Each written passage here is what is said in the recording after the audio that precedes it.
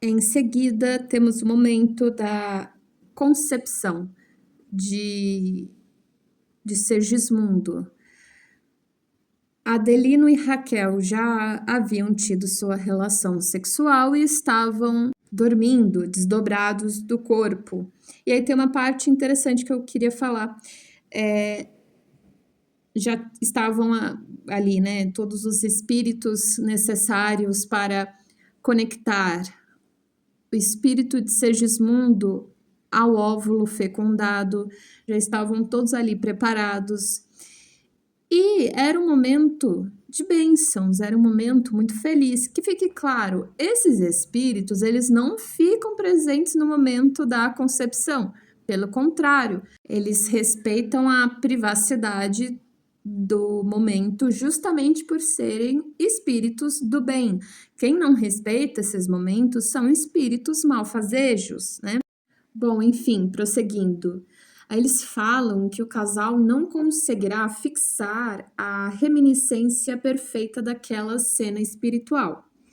Existem situações no plano espiritual que podem ser complexas para a gente recordar, ou pode ser que não consigamos, devido ao fato de estar em uma vibração, em uma frequência diferente daquela que nós estamos habituados, e também por questão de evolução espiritual.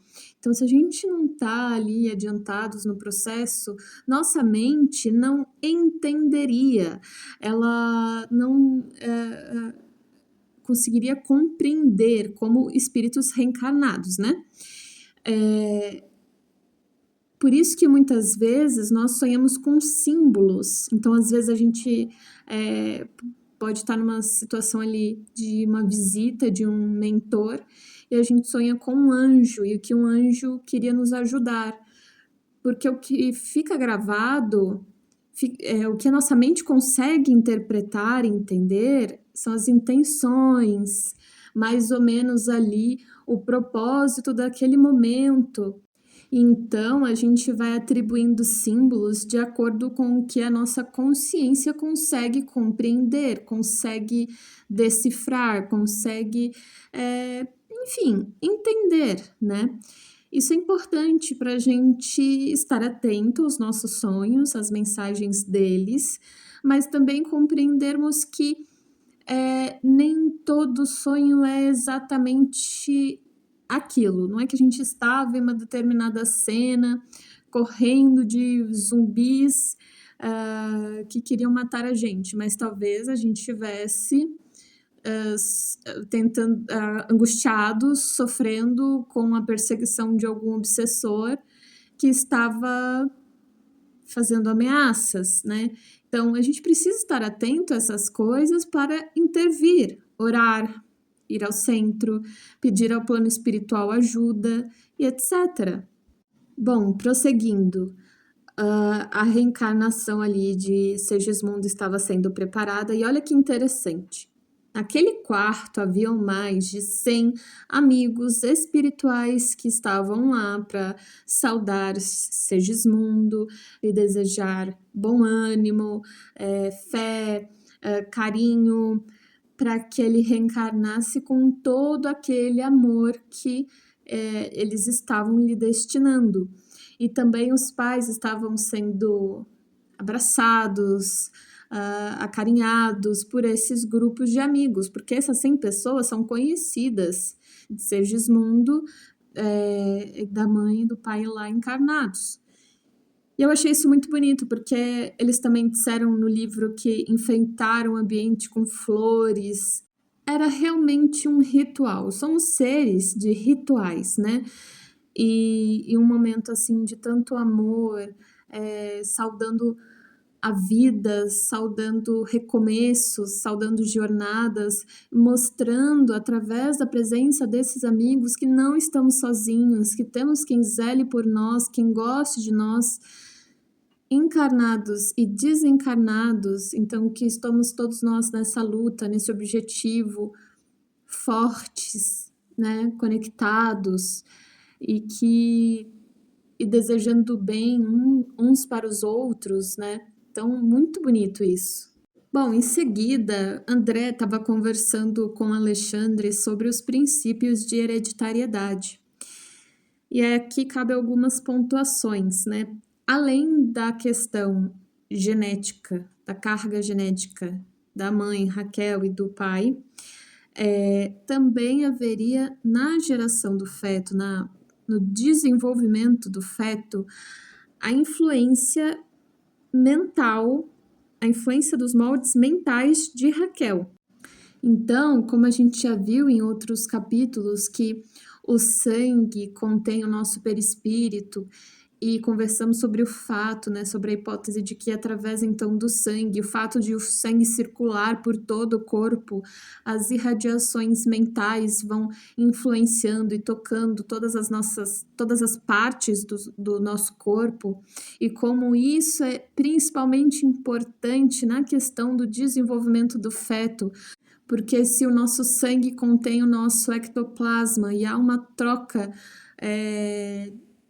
entre a mãe e o bebê, acredita-se então que ele receberá irradiações da mãe, lá através do cordão umbilical, que poderá influenciar a formação do feto. Por isso que ele fala a influência dos moldes mentais de Raquel. Não é simplesmente ela pensar, é o fato de que ela, pensando, através do seu pensamento, as irradiações geradas chegarão no feto através do sangue, no qual está contido o perispírito de Raquel. Olha só que interessante. Claro que, além disso, há o fator de atuação do próprio interessado.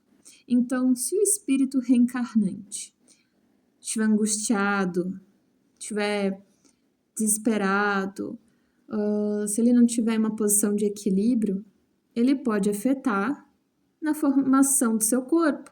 Ele pode afetar, ele pode gerar uma má formação, uma questão congênita ali, né? Claro que a influência de Raquel pode acabar apaziguando isso, ela pode acabar... Eu não queria dizer consertando isso, mas entendam desse modo. Porque ela vai estar, se ela estiver bem, conectada com Deus, gerando irradiações positivas, isso pode influenciar o espírito e com isso acalmá-lo, né? Mas se ela não estivesse bem, ou não estivesse conectada com Deus, aquelas irradiações do próprio ser também poderiam causar problemas congênitos na formação do seu corpo. Mas, enfim, nesse caso, é uma pessoa bastante querida, que fez bastante coisa no plano espiritual, então ele estará bastante assistido nesse processo inicial, até os 7 anos também, que é a lei básica, né, que a gente conversou. Mas Alexandre diz que esses diversos amigos, eles vão voltar para visitar Sergismundo durante o desenvolvimento fetal, e vão estar trazendo irradiações positivas, de bom ânimo, cura, paz, fé, e isso vai ajudar com que a formação do seu corpo ocorra perfeitamente, ocorra sem problemas. E eles até fazem uma escala de visitas para ele continuar sendo assistido durante todo esse processo, uma coisa muito bonita, né? Então, olha só, a gente plantando bem, a gente colhe amigos, a gente colhe pessoas interessadas, pessoas que querem o nosso bem, que querem fazer também, que querem nos ajudar. Isso é muito diferente do mal em si, não é? Que a gente tem que estar o tempo todo preocupado com quem vai nos dar uma rasteira, tentando manter o poder, precisamos manter os recursos, precisamos manter a autoridade, enquanto o bem só quer o melhor para todos, ser útil para todos, viver em harmonia, poder estar em paz, né? Que grande diferença, sabe? Por fim, nesse parágrafo, ele fala que a vida na Terra, né, os cientistas, os médicos não fazem ideia dessa questão da assistência espiritual. Eles acham que a maioria dos acontecimentos são simples causalidades, são simples aleatoriedades congênitas, biológicas, ambientais, sendo que tem todo um mundo aí de influenciações espirituais, energéticas, gerando tantos resultados positivos quanto os negativos. Prosseguindo, Alexandre e André continuam conversando e Alexandre fala sobre o plano reencarnatório do Segismundo, que esse plano reencarnatório não exclui a questão do livre-arbítrio. Existe um plano reencarnatório em questão do que é necessário para o indivíduo aprender, evoluir, desenvolver durante a vida. E eles definem por quais processos isso irá acontecer, por quais vias isso irá acontecer. Mas isso não significa que o indivíduo não tem poder de decisão, de seguir isso ou não, de fazer isso ou não, de ir completamente contra o seu plano reencarnatório, que ele mesmo escolheu no plano espiritual, ou se ele irá segui-lo e alcançar a evolução desejada, necessária, né? E tem uma frase aqui que eu achei importante. O próprio Segismundo e o nosso irmão Herculano estão de posses dos informes a que nos reportamos, porque ninguém penetra num educandário para estágio mais ou menos longo sem finalidade específica e sem conhecimento dos estatutos a que deve obedecer. Então, uma vida mais ou menos longa, na qual a gente reencarna, significa que teve um plano reencarnatório. Existem reencarnações de expiação, que a pessoa é colocada em contextos ali de sofrimento e aí estimativa de vida ali não existe, né? Mas tudo ali vai servir de aprendizado. Mas numa vida mais ou menos longa, planejada, né, da grande maioria da população, temos um plano de vida estabelecido. Não é aleatório, não somos simplesmente jogados e que está sob nossa posse e a posse do nosso mentor espiritual, para que saibamos a que princípios devemos obedecer, que caminhos devemos tomar. Então, nós estamos informados, nós temos isso em nosso inconsciente, na nossa consciência espiritual, né? O nosso inconsciente é a nossa memória espiritual. Nós temos isso em nós. A grande questão é se conectar com Deus, se interiorizar, refletir e entrar em contato com isso. Falar com o seu mentor e entrar em contato com isso. A gente precisa parar de ignorar os sinais, as mensagens do plano espiritual, tentando nos acordar. Precisamos acordar, entrar em contato com essa mensagem interior e seguirmos nosso plano de vida. E que fique claro, cuidado para não estar sofrendo influenciação espiritual negativa, né? Que essa interiorização, ela leva em conta que se esses planos não considerarem a bela frase, o que Jesus faria, se for algo que Jesus não faria, então pode ter certeza que você está passando por alguma influenciação espiritual negativa em sua mente, fazendo você acreditar em outras coisas, em outros caminhos, em outras mensagens. Na dúvida, sempre se pergunte, o que Jesus faria?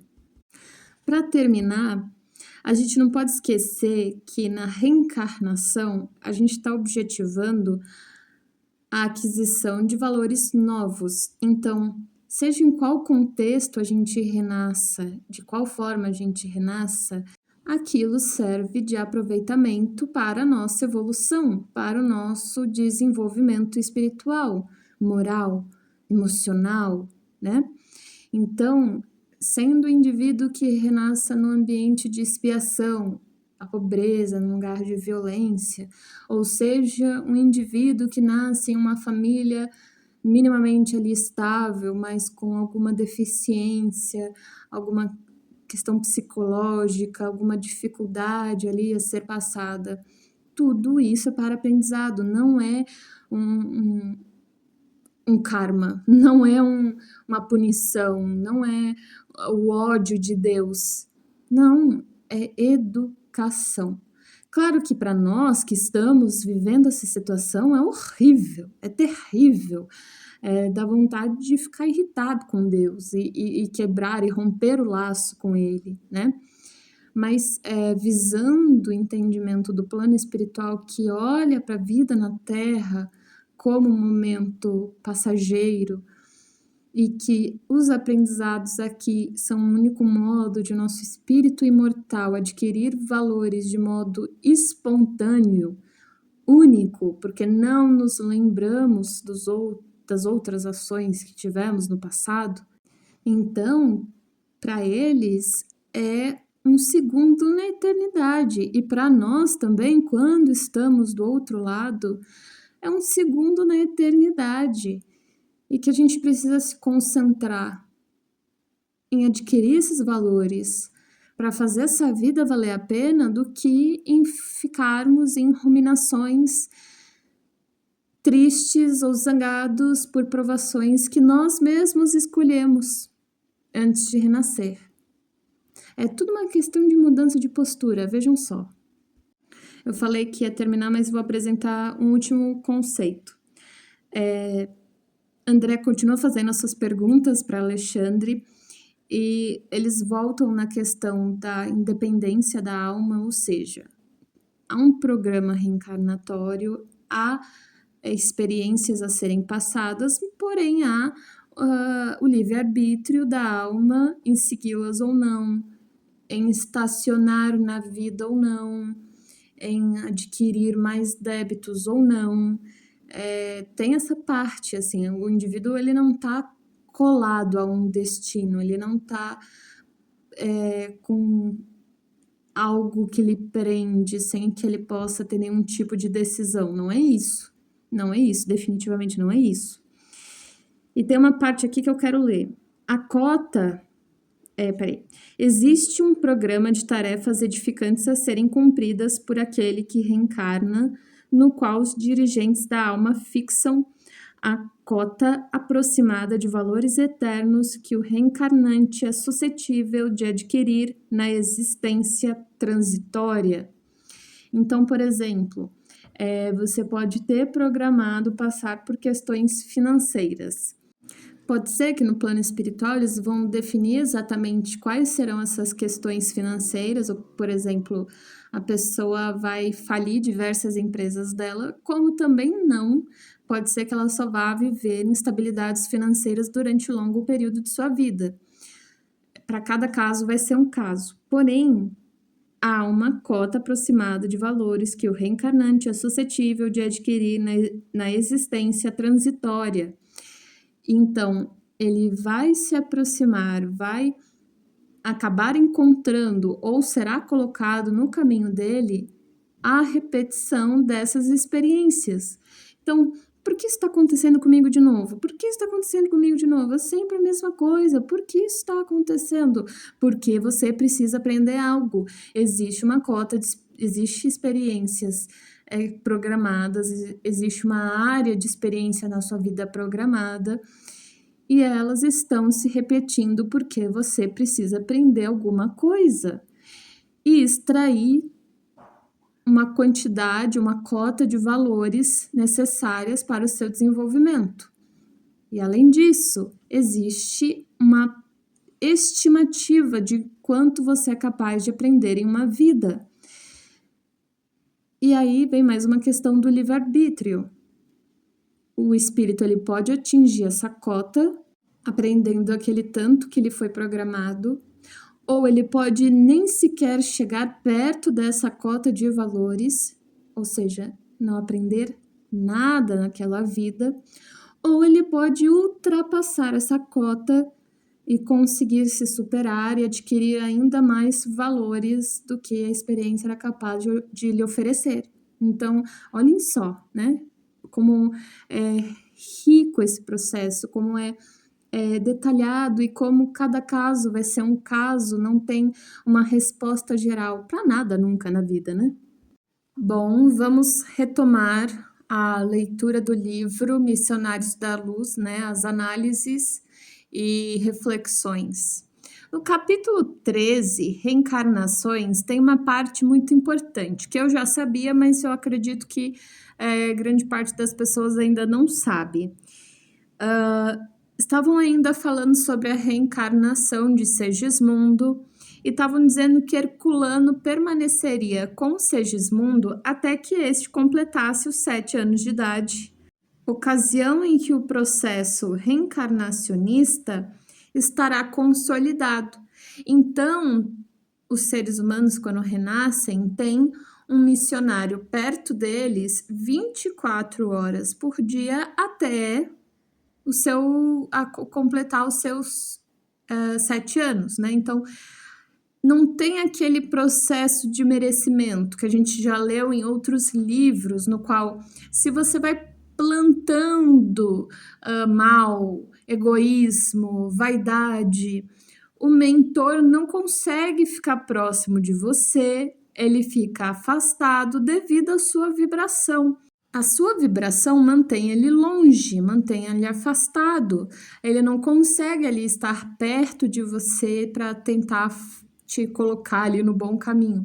Apesar de que, mesmo assim, Deus é misericordioso e eles sempre tentam, de algum modo, ajudar a colocar a pessoa lá no bom caminho. Então, pedindo assistência de alguém, conversando espiritualmente com um amigo da pessoa, sempre vai tentar, porém ele não consegue ficar tão perto, né? No caso da criança, até os 7 anos não tem essa questão de merecimento. É contínuo, constante, porque precisa dessa proteção, precisa desse olhar para que o seu crescimento, para que o seu desenvolvimento entre dentro do plano reencarnacionista projetado para ela. E lembrando que, em algum momento, o processo de autonomia, de livre-arbítrio, de escolhas precisa começar a acontecer. Então, eles julgam que, a partir dos 7 anos, esse processo de escolha se inicia. Agora, segundo minha opinião, imagino que, por ser ainda criança, eles ainda mantêm-se perto, mesmo não 24 horas, né, mesmo não o dia todo, eles se mantêm perto até uma determinada idade ali de maturidade. Porém, não fica naquela constância até os 7 anos. Começa a se abrir espaços para o seu livre-arbítrio, para a sua autonomia, para o seu desenvolvimento e aprendizagem, né? E eles até dizem aqui que depois desses 7 anos, o Herculano vai seguir o Segismundo, só que à distância, um pouco mais distante. Um pouco mais distante. Não é aquela vigilância muito perto o tempo todo. Olha só que interessante, esse mesmo mentor, o Herculano, né, quando o indivíduo reencarna, ele também protege a harmonização fetal, a harmonia fetal. Então, para que a gestação ocorra bem, para que dê tudo certo, eles estão observando, eles estão presentes, eles estão lá. E eles protegem o templo maternal contra o assédio de forças menos dignas. Lembrando que eles vão fazer o que eles podem, mas se a mãe estiver tendo um comportamento menos digno, então estiver bebendo, saindo para festas, não se alimentando direito, usando substâncias, sei lá, seja o que for, eles não conseguem fazer milagres assim, né? Tudo depende da questão de merecimento, tudo depende do quanto a pessoa tá protegendo ali, valorizando aquela experiência santificada. Se a pessoa estiver degradando o corpo, se ela estiver degradando sua vida, o feto irá se perder, né? Haverá um aborto, e vocês verão isso mais adiante, que tem um capítulo que fala sobre isso. Então, é algo importante de se entender. Se a pessoa estiver em ressonância, em sintonia com o bem, o plano maior vai ajudar, mas precisa ver essa conexão, esse cuidado, essa intenção do bem, né? Tem até a frase, né? Glória a Deus nas alturas e bem-aventurados sejam os homens de boa vontade. Através da boa vontade ali que as coisas se fazem.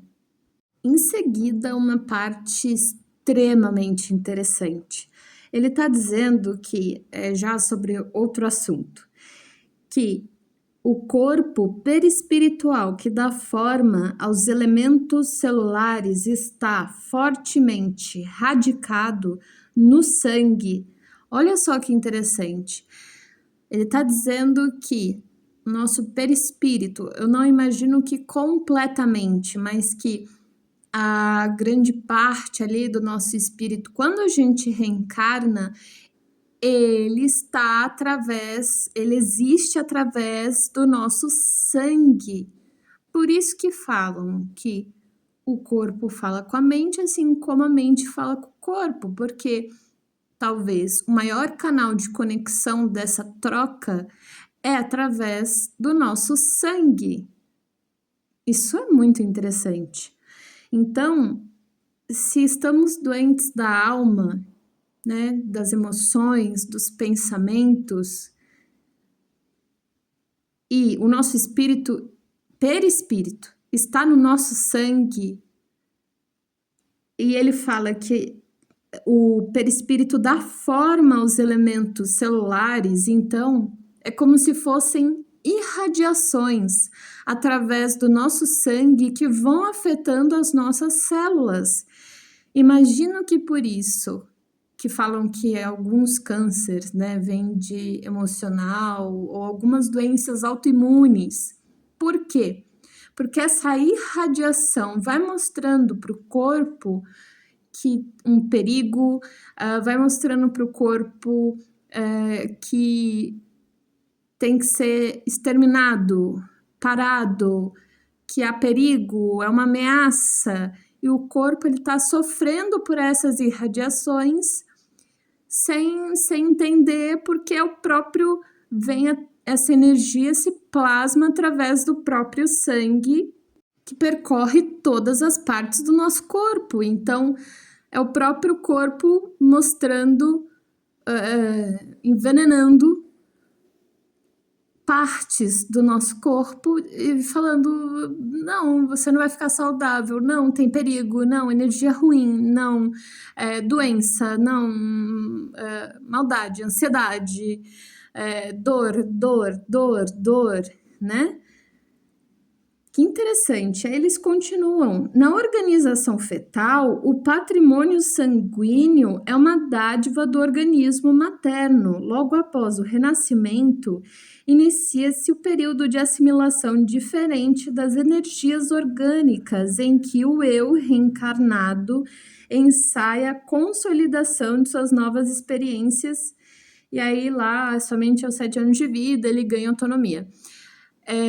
Então, quando a mulher está grávida, o seu perispírito está influenciando diretamente na formação daquele feto. Então, se o perispírito está adoecido, ele pode sim influenciar aquele feto através do sangue. Pode influenciar aquele feto em uma má formação.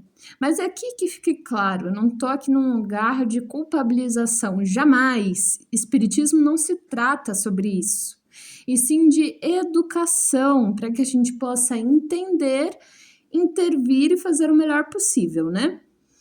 Então, o que a mãe as energias que ela disponibiliza, a vibração que ela disponibiliza durante essa gravidez e talvez o que ela passa nessa gravidez, se ela tem apoio, se ela tem suporte, se ela é amada ou não, se ela é cuidada ou não, vai criando irradiações, porque o perispírito é volátil, ele é moldável, ele reage muito ao nosso estado interno, né? Então, nesse período, é tudo isso que vai afetar esse feto para o bem ou para o mal, né? Para sua saúde ou para sua doença. Então, olha só que interessante, é uma ação conjunta, é uma união que vai formar um indivíduo e pode sim influenciar no seu temperamento, na sua vibração, no seu equilíbrio. Claro que após os 7 anos, ele vai estar pelas suas próprias forças, né? Então, que nem ele falou, a assimilação das energias orgânicas depois do nascimento vai separando essa questão, né? E aí, a partir dos 7 anos, ele tá pelas suas próprias forças, mas durante todo esse período, olha só o poder de influenciação materno sobre a criança. Então, a maternidade é realmente um santuário, é realmente é magnífica, é realmente poderosa. E a gente precisa ter um olhar mais acurado, mais de entendimento sobre o quanto estamos sendo uma força principal, fundamental na formação de uma vida por sei lá quantos anos essa influenciação inicial pode, né, gerar no desenvolvimento da pessoa e sei lá quanto tempo aquilo pode estar formando ela para o bem, num caráter, no equilíbrio, na vivência, ou não, ou para o desequilíbrio, ou para a dor e para o sofrimento, ou para viciações, e seja o que for. Então, é uma grande responsabilidade a maternidade, né? Bom, vamos voltar para a questão da reencarnação de Segismundo. Havia uma reunião espiritual ali naquele espaço depois da relação sexual entre o casal. Houve ali um tempinho até que os dois dormissem e desdobrassem. Então, aqueles amigos entram nesse quarto, né, nesse santuário ali do casal, e tem todos ali amigos espirituais, tem os mentores. É um momento sublime, é um momento sagrado, né?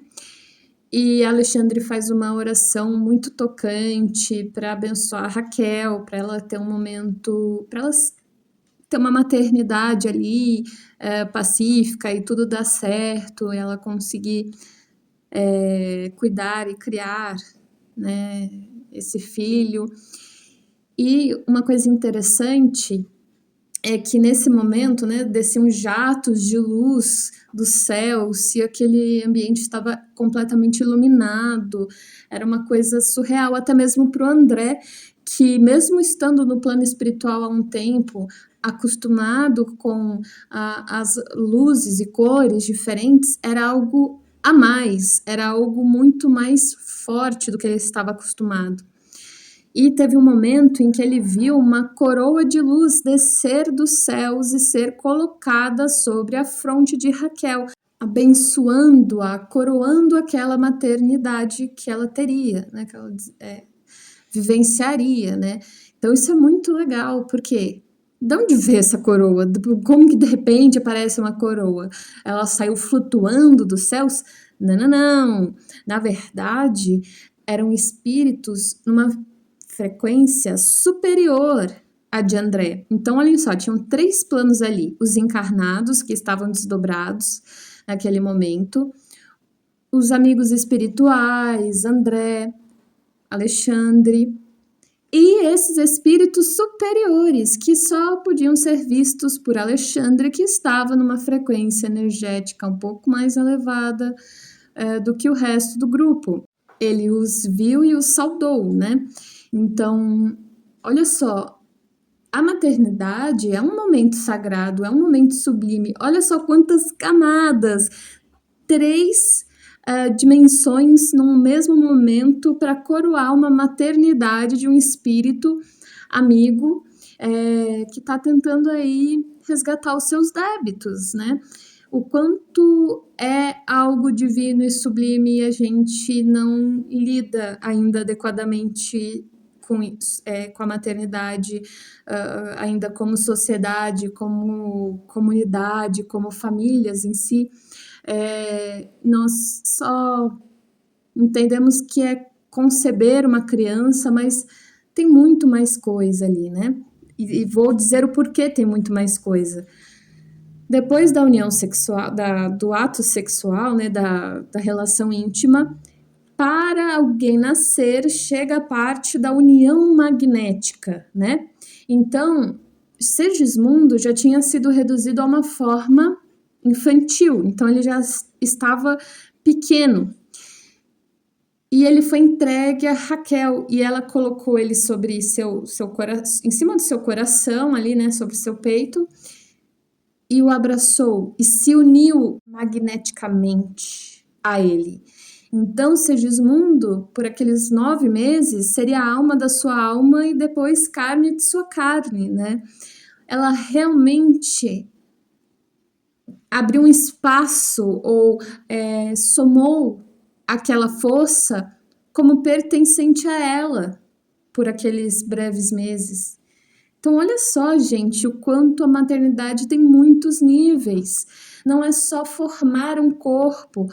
O nosso perispírito, o nosso magnetismo está influenciando aquela criatura que vai nascer. Então, assim, ela já vai ter condições das vidas anteriores, ela já vai ter que ter questões.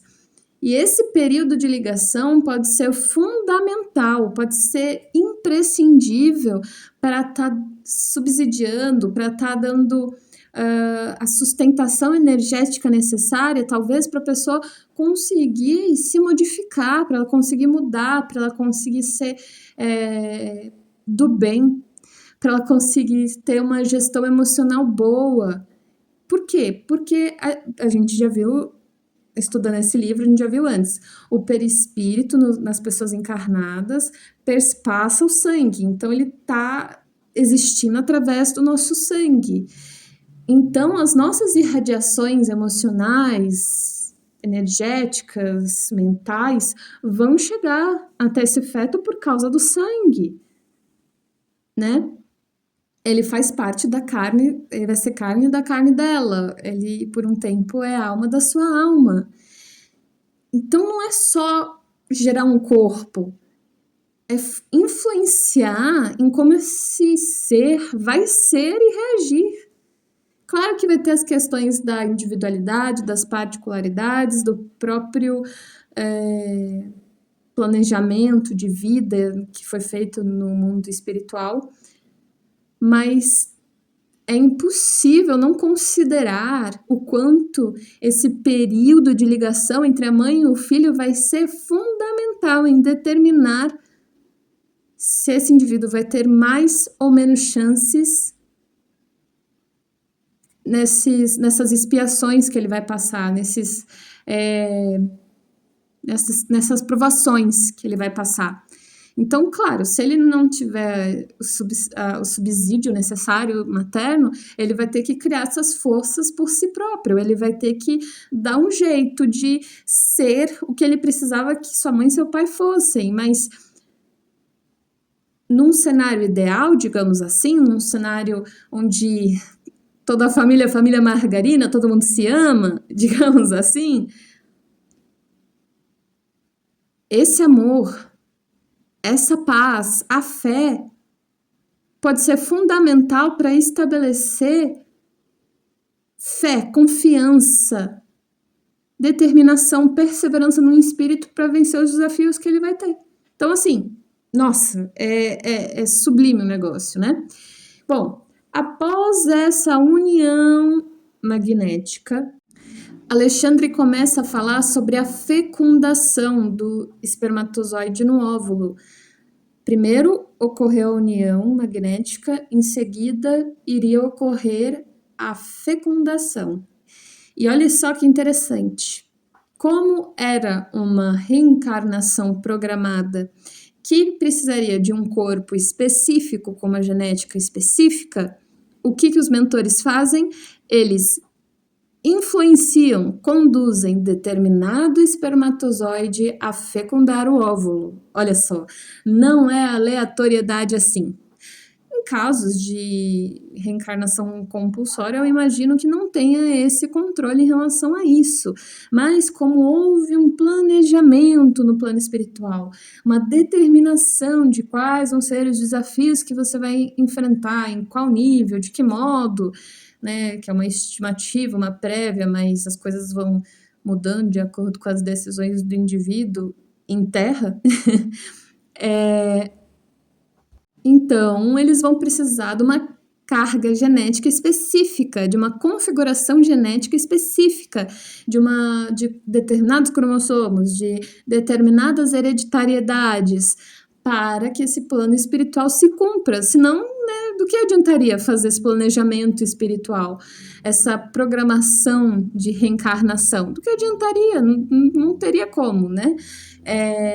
Então, eles induzem que determinado espermatozoide fecunde o óvulo. E assim, aquela membrana do óvulo se fecha e nenhum mais entra. Olha só. E aí, no momento em que o óvulo e o esperma, eles se encontram, aquilo se torna um foco de luz. É como se iluminasse. E olha só que interessante, se eu não estou enganada, eu já vi na internet, né, algumas pesquisas que realmente a fecundação gera energia, gera luz, mas é uma luz que é invisível aos nossos olhos, porque é uma questão mais, acredito que atômica ali, mas joguem na internet, eu acho que vocês vão achar. Gera luz, assim como nossas sinapses geram luz, porque tem energia ali, elétrons, prótons, nêutrons e essas coisas, gera luz. Assim como está descrito no livro, vira um foco de luz. Só que imagino que para o plano espiritual, um foco de luz um pouco mais acentuado, né? Em seguida, quero até ler para vocês, Alexandre ajustou a forma reduzida de Segismundo que se interpenetrava com o organismo perispíritico de Raquel. Então, fico imaginando que é aquela um véu, né? Passando pelo outro, assim, né? Os dois ocupando o mesmo espaço, dois corpos ocupam o mesmo espaço. Acho que nesse caso, sim, porque um está fazendo parte do outro, o outro está fazendo parte daquele. Então, por aquele momento, sim. Continuando, sobre aquele microscópico globo de luz impregnado de vida, e observei que essa vida latente começou a se movimentar. Então, a partir do momento, né, teve a união magnética, e aí a partir do momento que houve a fecundação, o espírito de Segismundo já consegue começar a influenciar o óvulo em seu crescimento, em sua multiplicação de células, porque esse óvulo vai tomar a forma infantil dele para que ele possa existir. Então, é como, não sei se já viram em outros livros espíritas, que o perispírito toma a forma que a gente imagina. Então, a gente sabendo que o perispírito perspassa o sangue, né, está no sangue, é como se ele estivesse mandando essa mensagem, e essas irradiações dessa mensagem vai chegando pelo sangue e vai dando a ordem para essas células se movimentarem e tomarem determinada forma. Que nem a gente viu que o perispírito influencia na formação das células, né? Era alguma coisa assim, acho que era a formação mesmo das células. Então, olha só, gente, olha como é grandioso. E aí eles estão falando, né, que é claro que os mentores vão estar ajudando nessa formação desse corpo, né? Eles vão estar utilizando do seu magnetismo para dar ordens aí para essas células se formarem. Mas o que é mais forte, né, o que vai fornecer o alimento para a organização básica do aparelho físico, porque Segismundo não vai conseguir dar ordens em relação as especificidades genéticas ali, hereditárias e etc. Ele não vai ter isso porque ele está em uma forma reduzida. A concepção, o poder de pensamento dele tá afetado, não tem como ser tão consciente assim. Tanto é que no momento que ele estava iniciando a reencarnação, ele começou a ficar num estado de dissociação, parecia que não entendia mais nada, não estava mais conectado com nada, estava meio avoado, não entendia mais, não se conectava mais. Então ele não tem condições de influenciar de um modo específico, porém, a forma reduzida de Segismundo, então a forma infantil, vai ser um vigoroso modelo que vai atuar como um ímã entre limalhas de ferro, dando forma consistente à sua futura manifestação no cenário da crosta. Então é como que, pela vibração do próprio Segismundo, de quem ele é, isso vai atrair, influenciar, imantar as células com esse magnetismo, fazendo com que elas se comportem de modo a gerar aquela determinada forma. Então pensem, para se reduzir aquela forma infantil minúscula, houve todo um processo dos mentores e tudo mais, porém a forma que ele está causa uma vibração, causa uma ressonância, tem uma frequência. Então ele simplesmente por estar naquele formato, ser daquele modo, ele vai conseguir simplesmente elétrons, prótons, magnetismo, tá influenciando aí essas células a se moldarem nessa mesma frequência. Foi isso que eu entendi, né, até o momento. Em seguida, Alexandre fala algo interessante, porque, querendo ou não, a forma do embrião é muito parecida com, por exemplo, a de girinos e outros animais. Então, o que muda? Por que eles permanecem nessa forma animal e a gente consegue ir além, sendo que o princípio lá da formação do feto é tão semelhante? Aí ele fala o seguinte: o que opera a diferenciação da forma é o valor evolutivo contido no molde de perispíritico do ser que toma os fluidos da carne. Assim, pois, ao regressar à esfera mais densa, como acontece a Segismundo, é indispensável recapitular todas as experiências vividas no longo do drama de nosso aperfeiçoamento, ainda que seja por dias e horas breves, repetindo em curso rápido as etapas vencidas ou lições adquiridas, estacionando na posição em que devemos prosseguir no aprendizado. Então, aqui ele está lembrando a gente que nós fomos animais, nós fomos do reino animal, até chegarmos ao ponto de evoluirmos para a jornada ali de seres humanos, é o salto evolutivo aí de nosso espírito, né? Mas todo mundo começa, todo princípio inteligente começa da forma mineral, depois vai para a forma animal e depois vai para a forma humana, né? E ele está dizendo, através dessa fala, que a gente passa, nesse momento da formação do feto, por todas essas fases. Por quê? Começa com a questão de... essa parte eu não vou saber explicar muito bem, mas lembrem, né, numa outra parte que a gente falou, que o corpo é basicamente constituído por sal, água, oxigênio, que a gente veio do mar, querendo ou não, as criaturas vieram do mar, então a gente tem essa composição em nossa fisiologia, e aí ele está dizendo que fomos minério, fomos... não tem outra definição, fomos minério, fomos do campo mineral, e aí depois nos tornamos animais, então o princípio ali da gestação é semelhante porque passamos também por isso, só que aí a gente finaliza ali nos 9 meses no processo evolutivo ser humano. Entendem o que eu quero dizer? Não sei se eu estou sendo clara, mas é como se a gente passasse por todo o processo de evolução que a nossa alma fez em milênios, na eternidade de não sei lá quantos séculos, até chegar a esse momento como seres humanos em 9 meses, né? É como se a gente revivenciasse isso num curto período de tempo, num espaço diminuto de tempo. É bem simbólico, né, o que ele está dizendo, e também concreto ao mesmo tempo, né? Bom, próximo capítulo, vamos para o capítulo 14, chamado Proteção.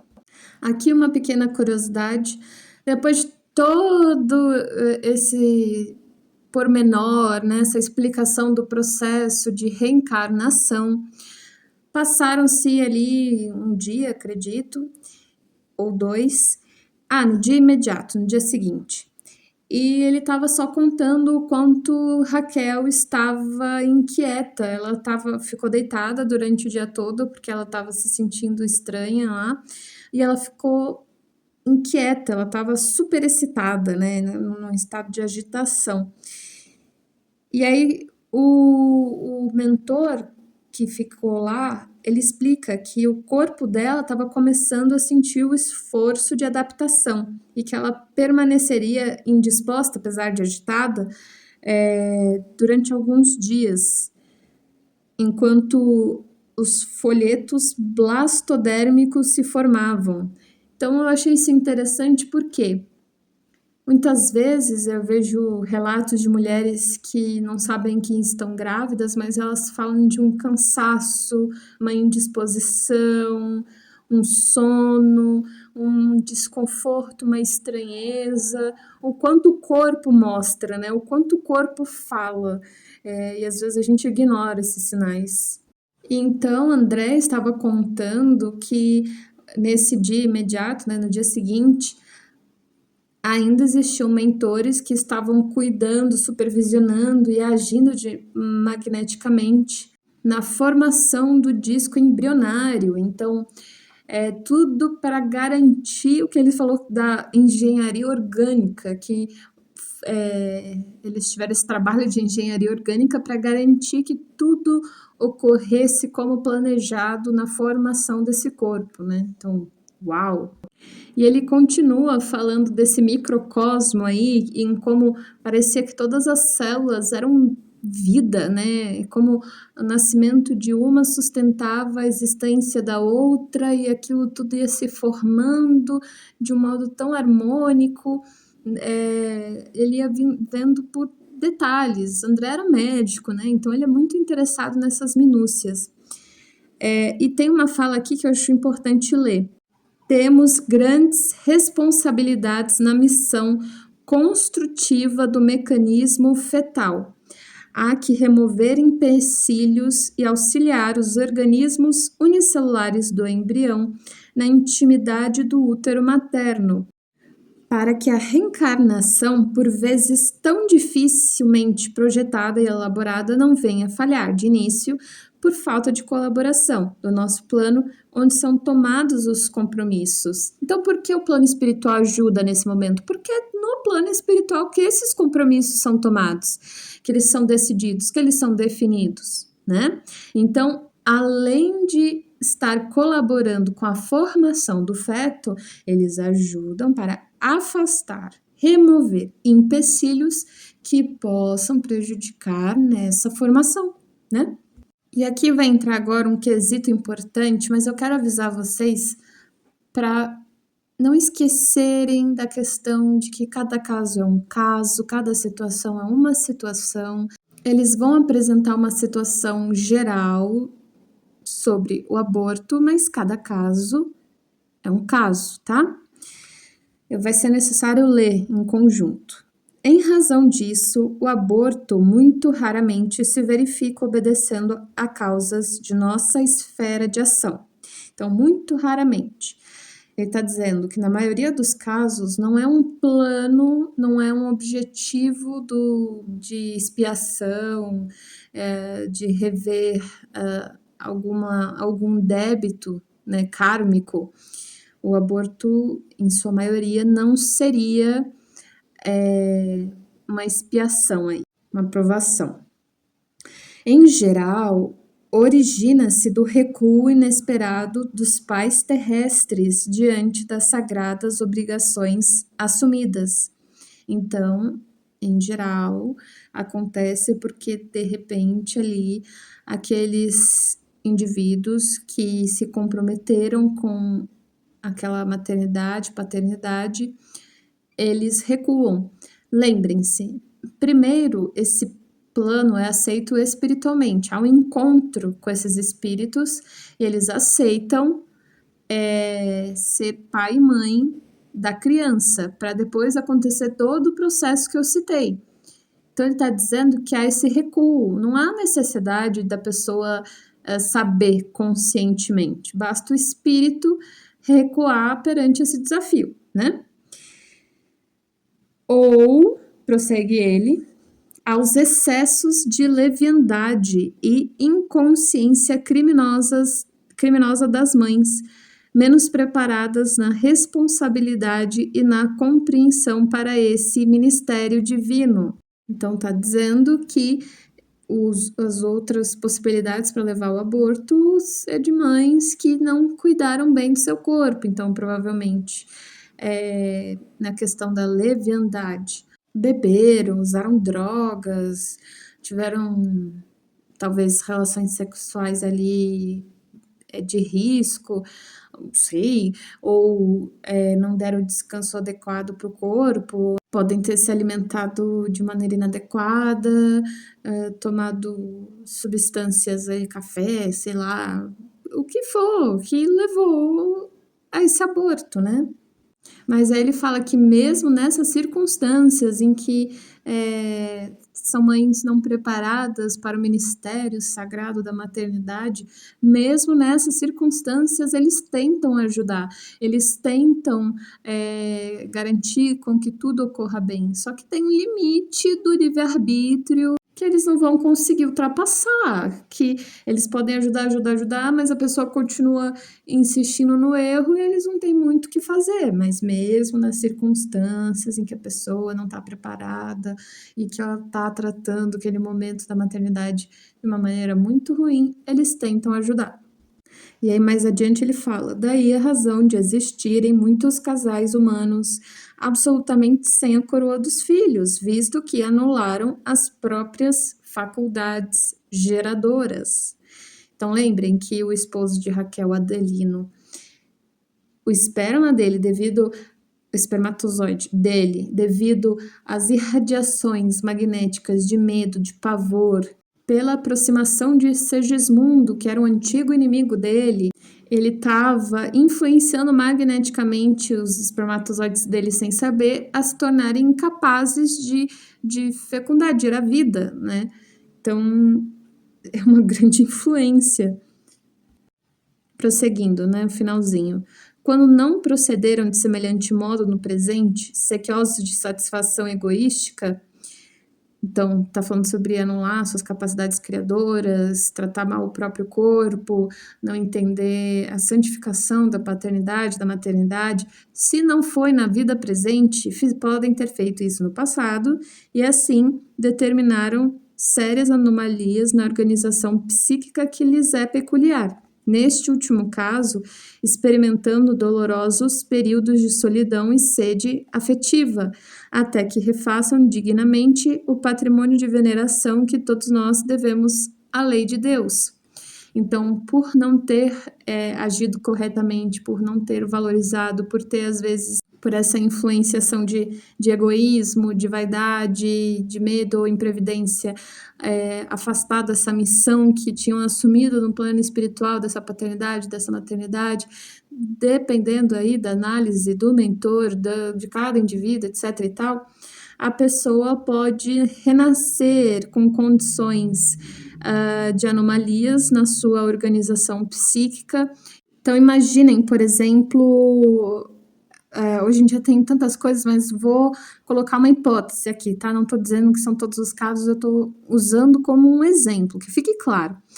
Uma pessoa com hipersensibilidade sensorial, então foi alguém que tratou mal os sentidos, então só quis aproveitar as sensações, só quis aproveitar as questões efêmeras, e aí ele renasce com questões psíquicas que tudo fica muito intenso, tudo fica muito forte, e aí ele tem alguma crise, tipo, por exemplo, como um autista, ou de repente a pessoa vem em alguma outra circunstância com um transtorno bipolar e ela tem essas alterações incontroláveis, como se fossem reminiscências do seu passado e agora ela tem que domar, só um exemplo, né, para a gente tentar entender, contextualizar. E também esses dolorosos períodos de solidão, a pessoa sentindo que ela está sozinha nesse mundo, ela tem pessoas, mas ela não se conecta com ninguém, ela não tem um afeto real, genuíno com ninguém, ela vive sozinha. Então, tudo isso para aprender a valorizar, como uma consequência de não ter cuidado adequadamente desse ministério sagrado da paternidade, da maternidade, quanto também do próprio corpo, ter tratado o próprio corpo, o próprio santuário o santuário utilizado para a nossa vida terrestre, como algo só efêmero, de sensações efêmeras, passageiras, de algo que não deve ser tratado com todo o cuidado e carinho que merece, sim como algo só para prazeres efêmeros, né? Então, entraria nesses dois casos, né? Nessas duas situações. Enfim, acho que o vídeo já está grande o suficiente. Nos vemos no próximo.